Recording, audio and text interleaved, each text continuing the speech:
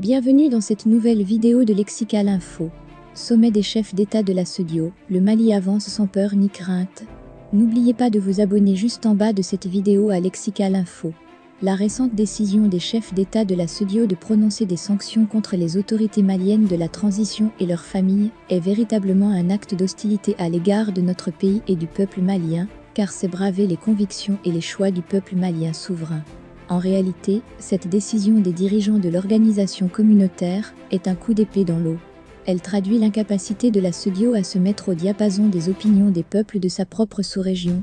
À cause des incohérences de ses actions, d'absence de vision pragmatique, notre organisation commune fait face à des critiques plus virulentes, les unes que les autres dans tous les pays d'Afrique de l'Ouest. A l'inverse, le président de la transition, le Premier ministre et le gouvernement bénéficient d'une large sympathie des opinions ouest-africaines et même au-delà, simplement parce qu'ils rejettent avec courage, et non sans raison, les solutions toutes faites mal pensées et inadaptées, qui ne feront qu'enfoncer le Mali, notre patrie, dans le gouffre sans fond de la crise. Le discours souverainiste que les dirigeants maliens et leur peuple opposent aujourd'hui aux diktats de la communauté internationale ne doit rien à un nationalisme mal acquis, encore moins à un chauvinisme de mauvaise aloi.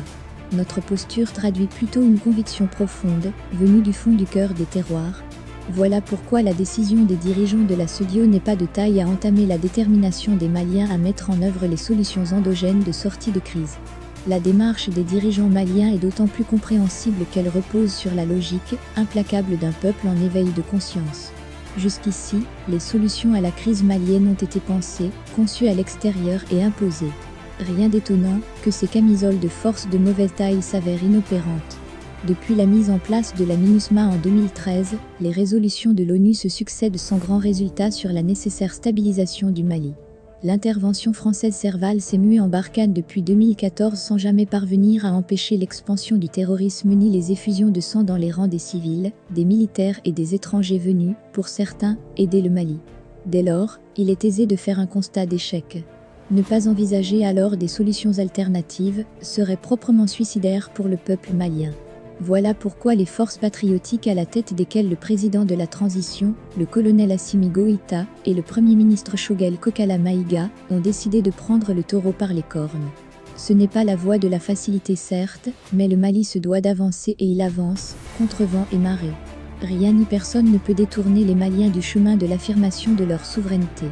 Il ne s'agit pas simplement de clamer notre souveraineté, il s'agit de la traduire dans la réalité en faisant valoir nos propres solutions, dans la résolution d'une crise que nous vivons, dans notre chair depuis bientôt une décennie. Qui plus que les Maliens endurent les affres de la crise? Qui mieux que les Maliens, pour savoir quelle voie emprunter pour sortir du tunnel de la crise? Merci pour votre aimable attention, et n'oubliez pas d'activer la cloche de notification, pour recevoir les prochaines informations.